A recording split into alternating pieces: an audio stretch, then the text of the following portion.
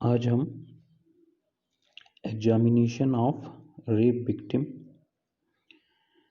के विषय में अध्ययन करेंगे। हम देखेंगे कि एक जो रेप विक्टिम है उसके लिए मेडिकल ऑफिसर कौन कौन से एग्जामिनेशन करेगा।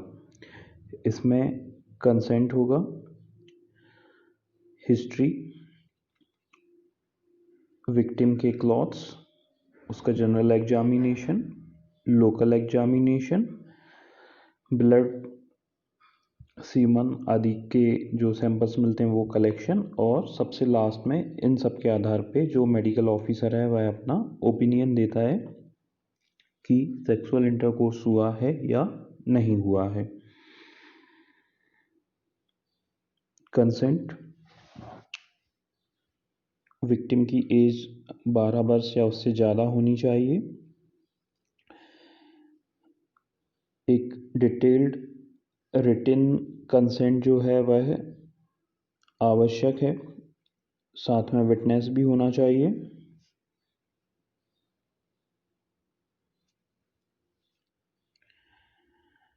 हिस्ट्री, महिला की मेंस्ट्रुअल हिस्ट्री के बारे में जानकारी प्राप्त करेंगे। मार्शियल स्टेटस, मैरिड है, अनमैरिड है या डाइवोर्स्ड है। वेनेरल डिजीज से रिलेटेड हिस्ट्री की कभी उसे कोई रतिज रोग या सेक्सुअली ट्रांसमिटेड डिजीज की हिस्ट्री तो नहीं रही है। हिस्ट्री ऑफ द इंसिडेंट, उससे ये पूछा जाएगा कि ये घटना कब हुई, कैसे हुई, किन परिस्थितियों में हुई। ये पूछा जाएगा कि उसने प्रतिरोध किया या नहीं किया। इस घटना के होने के बाद उसने स्नान किया या अपने आप को साफ किया या नहीं किया। मेंस्ट्रुअल हिस्ट्री से यदि वुमन प्रेग्नेंट होती है या इससे रिलेटेड कोई भी जो जानकारी है वह ज्ञात हो जाएगी। मार्शियल स्टेटस, यदि वुमन मैरिड है तो मे बी इस घटना के पहले भी हो सकता है कि वह प्रेग्नेंट हो, इससे रिलेटेड जानकारी जो है वह ज्ञात हो जाएगी।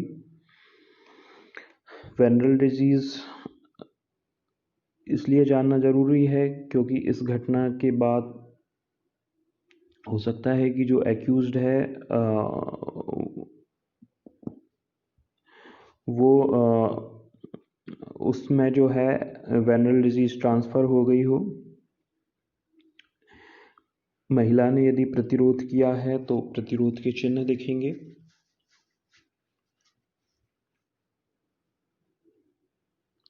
एग्जामिनेशन ऑफ क्लॉथ्स, कपड़ों का परीक्षण किया जाएगा। यह कंफर्म किया जाएगा कि उसके जो कपड़े जो अभी पहन कर आए हैं या घटना के समय उसने वही कपड़े पहने हुए थे। एक वाइट पेपर की सीट पे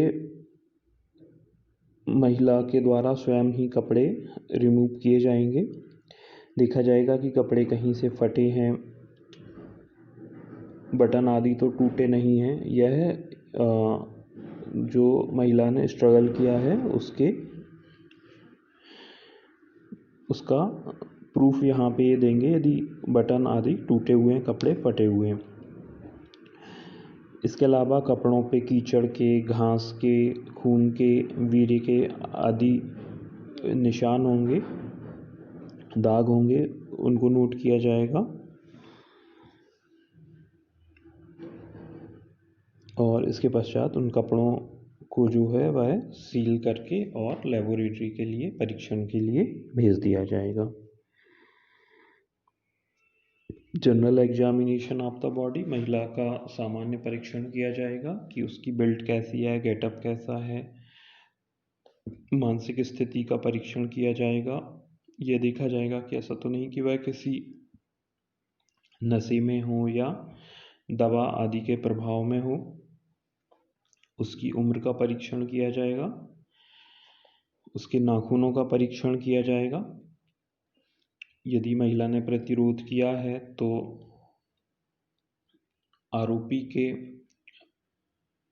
जो है कुछ स्किन के टुकड़े या कुछ इस टाइप की चीज़ें, बाल आदि जो है वो नाखूनों में मिल सकते हैं। स्टेंस देखे जाएंगे कि खून के, लार के, वीर्य के, कीचड़ आदि के नमूने उसके शरीर पर हैं कि नहीं है। इंजुरीज देखी जाएंगी कि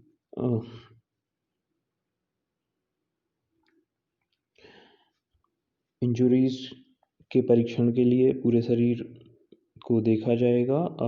ये देखा जाएगा कि कहीं पे पैचीची वगैरह तो नहीं है, खासतौर पे आँखों में जो है, और मुंह के आसपास, गर्दन के आसपास इंजुरीज यदि होंगी तो उनको नोट किया जाएगा।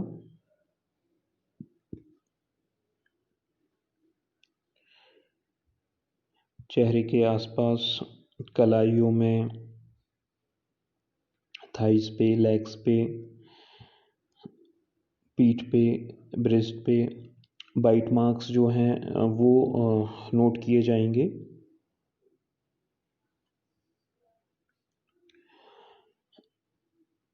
विक्टिम के जेनाइटल्स को एग्जामिन किया जाएगा।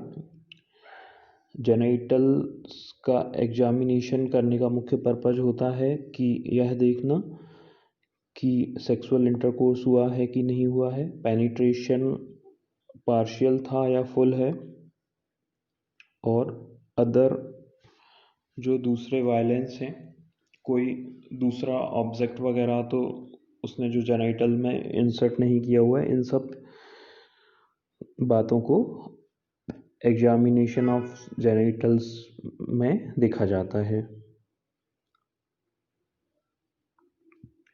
इसमें labia majora, labia minora, hymen, vagina, perineum, इनका परीक्षण किया जाएगा। इंजुरीज को, इन्फ्लामेशन को रिकॉर्ड किया जाएगा, और साथ में यह देखा जाएगा कि यहाँ पे सीमन जो है वह उपस्थित है या नहीं है।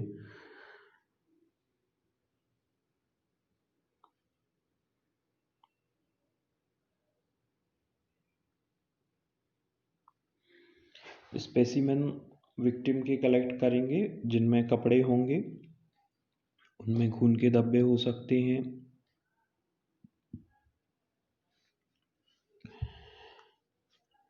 ब्लड का सैंपल लिया जाएगा, यूरिन का सैंपल लिया जाएगा,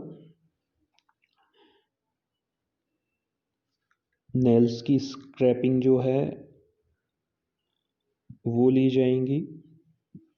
बॉडी के ऊपर यदि कोई स्टेन्स हैं तो उनके सैंपल लिए जाएंगे। प्यूबिक हेयर्स के सैंपल लिए जाएंगे। वेजाइनल स्वाब्स लिया जाएगा। आरोपी के स्पर्म को एग्जामिन करने के लिए, उसके एविडेंस के लिए वेजाइनल स्वाब लिया जाता है। कोलोस्कोपी करेंगे जिससे कि इंजुरीज का पता लग सके।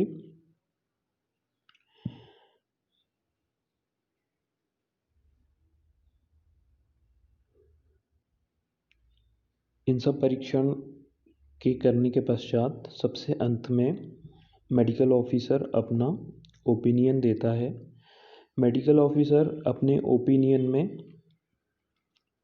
यह लिखता है कि सेक्सुअल इंटरकोर्स हुआ है या नहीं हुआ है। कभी भी मेडिकल ऑफिसर जो है अपने ओपिनियन में रेप शब्द का यूज नहीं करता है।